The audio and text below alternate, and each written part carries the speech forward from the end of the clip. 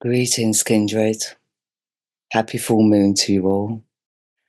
And wow, yeah, I can't believe I'm actually doing a full moon video. I missed the last two, as I said in my last video, but here I am. So let's just make a start. Let's just get straight into it. So the full moon will reach its peak on January 13th at 22:26 in the GMT time zone, at 17:26 in the EDT time zone, and the full moon will reach its peak January 14th at 9:26 in the AEDT time zone. So as the full moon reaches its peak, it will be at 23 degrees in Gemini. Now, the moon in Gemini, it can be a resourceful moon. We can think on our feet very quickly, but we can also be very detached emotionally. Now, that does really apply to all air signs. When the moon is in any of the air signs, we can be a little bit emotionally detached. And with the moon conjunct Mars, I would say that, well, yeah, I feel there could be some emotional outbursts. And I do know there's still stuff going on in the world. Just sending lots of love, actually, to the people in California. With all the fires and that are going on, and there's stuff going on around the world right now that can be very triggering, that has been very triggering for quite some time, and also here in the UK, there's lots of stuff going on. But it's more on a political basis, do you know what I mean? So I know you guys in the US, you've been going through it too, politically, and I feel politically you're still kind of going through it. There's a lot happening at the moment that is triggering people, but I also feel this year a lot of people are coming into awareness, especially over the new year. I feel a lot of things and I say a lot of things because it's different things and it will be different for each and every one of us on an individual level, or what triggers us. And the reason why I'm saying trigger is because the moon and Mars are making this T-squares towards Chiron. Also, the Mars-Pluto opposition that's been going on for a little while now. And, Mars is in retrograde at the moment. I don't think he goes direct until around about February. So, he's in separation from the opposition with Pluto at the moment, but as he goes direct, he'll come back into opposition with Pluto. So it's a little bit kind of backwards and forwards, to-ing and fro-ing. And I just feel it's going to be a very triggering time because this opposition with the moon and Mars in opposition to Pluto, the sun, and the goddess Pallas are all kind of like in this T-square. Well, actually, it's more the sun and the goddess Pallas that are in this T-square, but Pluto's a very, very intense energy. And even though he's 1 degree Capricorn, there isn't many degrees really between the sun and Pluto. So Pluto's energy will definitely, be influencing the sun. So, overall, this T-square can really create a lot of emotional eruptions, a lot of restless energy. Maybe people are pattern recognition now. There's pattern recognition, with the fires in California. I mean, we've experienced them before. And I feel there's a few little triggers that are bringing up past events, and people are kind of like clicking into place mentally. Because remember, Gemini is a sign that's very much in their head and could be very much detached from their heart center. So I feel there's a lot of grounding for many that needs to be had, like this full moon, because I feel it's going to be a very triggering energy that's coming in from that. There's a lot of destruction with this Mars-Pluto energy, a lot of destructive energy that's been ongoing with that opposition. And it's been very emotional. I mean, the moon represents our emotions and how we react to things. So it's a very reactive energy. Mars is an active, reactive energy. So, it can be, triggering up a lot of old wounds, maybe from childhood, maybe from even adulthood. It can even represent like physical wounding. So I would say just be very careful at the moment because our responses are going to be very impulsive and we just need to watch out for injuring ourselves or for feeling triggered, basically. So with the moon really in square to Chiron, I would say, it's very complex, the emotional struggles that we may be feeling with this energy. So there's definitely a need for confidence. If we're lacking in self-worth, we really need to be working on that, on building up our confidence, our self-worth, and finding that center, that inner peace. Because with the moon in Gemini, like I said, we can be very detached emotionally. But if we are detached emotionally and we've got triggers going on and we're not kind of like in sync mentally with our emotions, then that's when they erupt, erupt into outbursts, emotional outbursts. So, I feel this is, I don't know if there's going to be an event that occurs that's, I know there's events ongoing already, but I don't know if there's going to be more to come. Do you know what I mean? Because like there's a lot of energy here that's very impulsive, very sudden. But with this opposition, or this T square, I should say, I mean, it's mostly the goddess Pallas and the sun that are in opposition. I mean, the sun is always in opposition to the moon at a full moon anyway. With the goddess Pallas in the sign of Sagittarius, it is like the truth seeker. So I do feel that there's a lot coming to light, a lot of awareness surrounding this energy. Maybe it can be that we're stunned and shocked, where, if we're stunned and shocked, then we do tend to be detached from our emotions. So I would just say, watch out for that. And with Mars in square to Chiron, that can really block our self expression. We find it very difficult to, find solutions, and we can also feel very drained with that energy.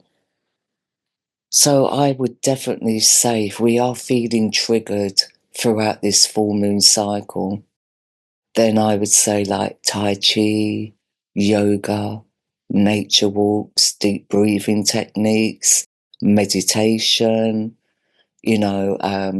prayer, or if we are in our heads, maybe we need to go for a walk in the fresh air, clear our minds, or maybe drain that excess energy. I mean, it's a bit cold at the moment to go outside and put your feet on concrete or put your feet on grass. Although I do, I don't put my feet on grass, obviously, because it's too muddy and wet out there. But I do put my feet on concrete, even though it's cold. You get used to it. It's like having like people do ice baths and stuff like that.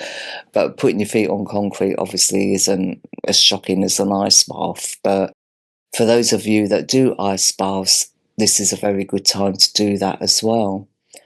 So it's really about grounding. It's really about bringing ourselves back to center.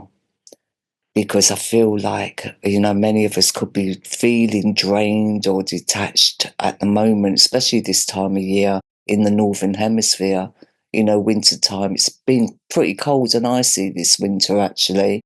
Over the last few years, we've had pretty warm winters. So this one, it's pretty cold. But, like I said, if we're unable to go outside and put our feet on concrete, then you can do it with your hands. Go outside and put your hands on the concrete wall, and that will definitely drain excess emotional energy as well. So, I feel like we definitely need to get that centering. So with the sun in square to Chiron, I mean, this can make us very uncomfortable and very exposed. So there's a sense of vulnerability as well with this T square going on. So a triggering, when old wounds are triggered, I think we can tend to feel exposed. We can tend to feel vulnerable if we're not in our self power, if we're not in our self confidence, if we don't do the therapies on a day to day basis. I mean, many of us do. Many of us do daily meditations, daily yoga, or even weekly yoga, nature walks. Many of us do that. But I just feel that for those of us that don't, try it, because I really do feel it will work for you. Because the one good thing, if we can do that and get centered, then we can really get into our wisdom and develop strategy. Do you know what I mean? And I do feel that, I felt at the new moon, actually, there was a lot of connections, and I'm feeling that psychically this year. I feel psychically this year where there's been this separation and division. I really do feel that people are coming together. So for the last 4 years, there's been a lot of division, but I just feel that division is actually diminishing. And I feel that diminishing will be going on throughout the year. So I think with, like I said, with the Goddess Palace, I mean, that is really coming to terms with things, even though it may be overwhelming emotionally, I feel, there's some things out there that have been going on that have been beyond our comprehension. And I feel like for those of us that have already been through that, I feel, we've already kind of ventured into healing programs, whether we're developing those programs ourselves or joining groups and following instructions. Do you know what I mean? There's many groups out there that can give you guided meditations. I just feel that there needs to be this connection between the heart and mind. Also, this Saturn Venus conjunction in Aquarius. Now, in Aquarius, it's all about unconditional love. And I haven't spoken about unconditional love for several years now. I think I was talking a lot about that around about between, say, 2014 and 2018. I spoke a lot about we must get into that space of unconditional love. I didn't know what was coming up, but I just felt it was very important that we got in our self power and, just love humanity on the whole unconditionally. But of course, we've been through that time now, especially over the last 4 years of that divide and conquer kind of scenario. But I feel like we're getting wise to that now. I feel many people are getting wise to it. Do you know what I mean? And I feel with the moon in Gemini, with Mars in Gemini, we can actually activate our minds into really researching and reviewing, especially with Mars in retrograde. I think we can do a lot of reviewing. It may be painful for some of us to face, overwhelmingly so, but I feel that that is what's going to be occurring through this full moon cycle. So as we go into the waning moon, I really do feel a lot of people are coming to terms with stuff. And, it could be physical injury as well as emotional injury. Some reviewing will be done now and maybe venturing into learning healing techniques in a more organic, natural way. So herbal remedies, like I said, nature walks, yoga, Tai Chi, deep breathing techniques, whatever works for you. So we have two kites as well this full moon. One's a single-sided kite, but the other one's a double. Now, the single-sided kite does involve the moon and Mars. in trine to Neptune in the North Node, in trine to the goddess Juno, and then the goddess Juno in trine to the Moon and Mars. Now, this is an air trine. Again, it's very emotionally detached kind of trine, but also, Gemini is very intellectual. So I feel like we can get into intellectual pursuits, do you know what I mean? But also very creative ones with Neptune here. And Neptune is at 5 degrees, which is quite a shifting and adapting number. It kind of like shakes things up a little bit. And with the North Node at 7 degrees, it's definitely, taking us into the spiritual, mystical realms. And with the goddess Juno, it's commitment. It's all about commitment, whether that's intimate relationships, career, or a cause. And I have a feeling like it's more to do with a cause or spiritual health. So, I really do feel we need to look after our spiritual health this full moon. Now, also, this Kite gives us a strong intuition, strong psychic impressions. So some of us could be having dreams or visions throughout this time, especially for us that are already there with that. Do you know what I mean? But it's also good, again, for the healing. It's good for us, encourage us to commit to our healing path. And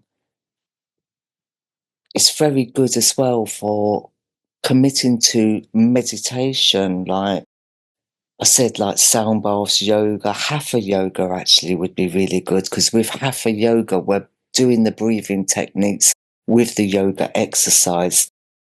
Also, like chemistry, and that's where I'm talking about herbal remedies, because I'm more into the organic than I am the pharmaceutical. I'm I'm not against synthetics and chemicals, because they can be good in certain respects, but I'd rather do it organically. I just feel like this energy is going to be really hyped up. The inner energy is going to be really hyped up. It's a restless energy, so that can really affect our nervous system. So I would definitely say getting out and about, nature walks, if we're not up for doing yoga, tai chi, or dancing or anything along those lines, even just a nice nature long walk. And like I said, it is really about getting centered in our heart space. I feel this trine as well is very good for manifestation. It's also very good for artists, for creativity. Spiritual practices. That's why I said chanting or praying as well. But, also helps us to develop that unconditional love that Saturn and Venus are kind of like directing us towards. But it can also be, a little bit of building castles in the sky. But sometimes we need that. Sometimes we need to have those fantasies. Do you know what I mean? As long as we don't become overly idealistic with them.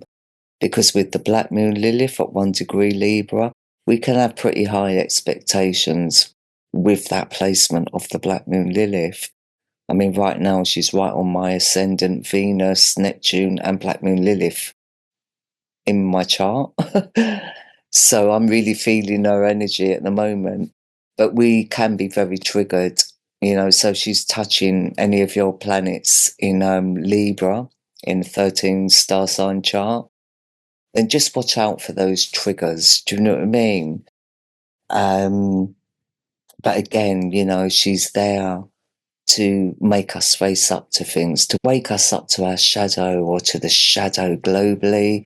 It's a very shadowy energy. We see the darker side of life. Do you know what I mean? Or we experience the darker side of life with her energy, but she's there to wake us up.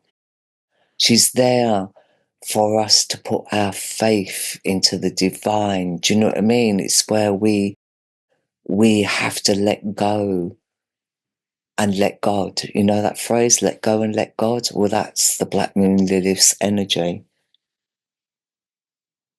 So this double-sided kite is with Uranus in trine to the South Node, in trine to, where is that corner? In trine to the Sun, actually. So we've got the Sun energy there again, but the Pluto energy is still there in the vicinity.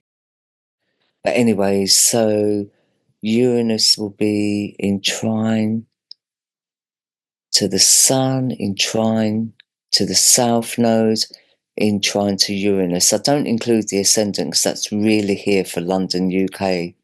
But again, like I said, it's a 5. Here in the UK, we've got a lot going on, to be honest, right now. But, you know, I like to do my charts on a global level. Anyway, so this is Earth. No, it's mostly fire, although the South Node's in Virgo at 5 degrees. So it's fire with a little bit of earth, but with that little bit of grounding. And I feel the grounding will come through where we feel comfortable. So I do feel this energy, this full moon is very uncomfortable in certain aspects. So we need to find a comfort zone. And I feel that comfort zone will come through alternative therapies, like I mentioned. Now, with this Uranus in trine to the South Node, it really is as well about being able to read energy. Do you know what I mean? It's also about using our knowledge, using our knowledge and wisdom in gaining insights. Do you know what I mean? But it can also be very, very sudden. These insights could come in very suddenly, or there can be, you know, shocking or surprising events that trigger us into that. So, and I think it's all about our identity, you know, who we are as a person, who we are as an individual. I just feel like some of us, like I said, some of us are coming into awareness, some of us are already in awareness. So, you know, but even those of us that are in awareness can be kind of taken off guard at times. So I just say, watch out for that, because I do feel that in a way, we need to find a comfort zone because we're being pushed outside of our comfort zone, if that makes sense. You know, and I just feel this is all about, you know, us changing our perceptions and how we see things, either in our personal lives or on a global level. So there is a changing of perception that's going on here as well. But with the Sun in trine to Uranus, you know, again, that is about our leadership abilities, our spiritual insights. And I just feel with that energy, we really can use our wisdom and our knowledge to navigate through all this restless energy. Because even if we are not going through stuff in our own personal lives, we may be witnessing it in other people's. So I really do feel there is some kind of shake-up going on here this full moon. So again, I just feel we just need to navigate through that, through doing whatever we need to do to come back to the heart center. I mean, some of us are artists, you know, whether we're singing, painting, drawing, narrating, you know, telling a story. You know, whatever it is, I just feel there needs to be a release of this energy, because otherwise it will become stagnant in our bodies, in our nervous system, and that can cause complications. So on the top of this second kite, like I said, it's double-sided. So on one side of the kite, Mars and the Moon are in sextile to Uranus and in sextile to the South Node. So Yeah, this is about our spiritual and moral values, you know, and there's an easy organic flow there where we can find our comfort zone. So that is really working for us. But it does also give us an abundance of energy, you know, emotional energy. And on the other side of the kite, so we have Uranus actually on top of the kite this side. And then we have Mars and Moon on top of the kite that side. I mean, we almost have a six-pointed star here, almost, but not quite. So with Uranus in trine to the Mars and Moon, we've already just discussed that with the abundance of energy. But with Uranus in sextile to the North Node and Neptune, it's kind of like, I mean, Uranus in sextile to Neptune, that's a generational aspect that's just come into effect over the last year or so. You know, and it is all about idealism and expansion of our spiritual consciousness. So this is what I'm saying. I just feel that there's very strong awareness, a lot of things coming to light in people's minds. But rather than kind of jump on bandwagons or feeling overwhelmed, and it is overwhelming what is going on in some of our lives right now, you know, we've got to look forward, look ahead, that we can get through this. You know, and that's for those of us that are really suffering at the moment. For those of us that are in our wisdom or, you know, in our healing abilities, you know, I feel we need to be there for people as well. Do you know what I mean? But there is a lot of chatter, a lot of like, there's a lot of noise out there right now. You know, when the moon is in Gemini, it's a kind of noisy energy, especially with Mars conjunct in Gemini. It's very active, it's very noisy. So we do need to find some peace and quiet during this full moon cycle. But anyway, Uranus does go direct on the 30th of January or at the end of the month. So, you know, he will be heading back into Taurus. But right now, I feel like we're going back over old ground. And this is what I'm feeling with this chart right now. We're going back over old ground. And, you know, that old ground will very much depend on us as individuals. You know, we're seeing things that have already happened in the past, or we're recognizing things from the past. I feel there's a lot of past energy involved in this awareness that's being created right now. Anyway, Kindred, I'm going to leave it there, and I look forward to talking to you again soon. As always, peace and much love. Take care.